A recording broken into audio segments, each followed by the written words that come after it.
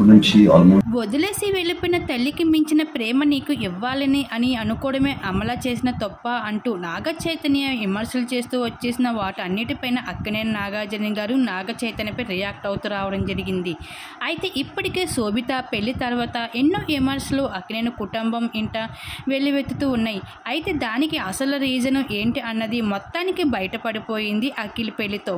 ఇంకా అఖిల్ పెళ్లిలో అమల అయితే తన పెళ్లి నాటి చీరని కాన్కుగా అయితే ఇవ్వాలనుకుంది కోడలికి. అయితే ఆ పెళ్లిలో అమల చేసిన పనికి ఎక్కువగా శోభిత నాగ చైతన్యంలో బాధపడుతూ రావడం జరిగింది.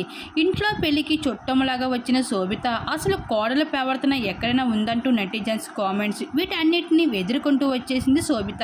వీటి అన్నిటిపైన రియాక్ట్ అవుతూ రావడం జరిగింది నాగ చైతన్య. ఇక అఖిల్ పెళ్లిలో పెద్ద సంఘటన చేస్తూ వచ్చేసింది అమల. ఇంకా అఖిల్ కన్న కొడుకు కావడంతో అక్కినేని అమల ఏకంగా తన పెళ్లి చీరని కోడలికి అందిస్తూ ఆ చీరలని నా కొడుకు కోడలు పెళ్లి చేసుకోవాలి అంటూ అమల అయితే పెద్ద కండిషనర్ పెడుతూ వచ్చేసింది.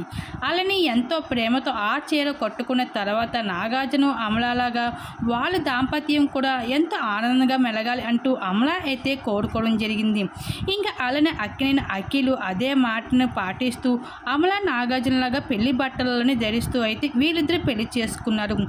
ఇంకా అయితే అమల అయితే పెద్ద కోడలు శోభితకి ఆ చీర ఇవ్వకుండా చిన్న కోడలు అఖిల్ భార్యకి అయితే ఆ చీర అందించడం జరిగింది కానుకగా. ఇంకా ఈ విషయం పైన చైతన్య అయితే అమల పైన రియాక్ట్ అవుతూ రావడం జరిగింది. అఖిల్ తన సొంత కొడుకు కాబట్టి ఆ చీరను అఖిల్ భార్యకి ఇచ్చింది, నా భార్యకి ఇవ్వలేదు అంటూ అమల పైన విమర్శలు చేస్తూ రావడం జరిగింది నాగ చైతన్య. ఇంకా నాగ చైతన్య చేస్తున్న విమర్శలపై అయితే నాగార్జున గారికి కూడా రియాక్ట్ అవుతూ రావడం జరిగింది.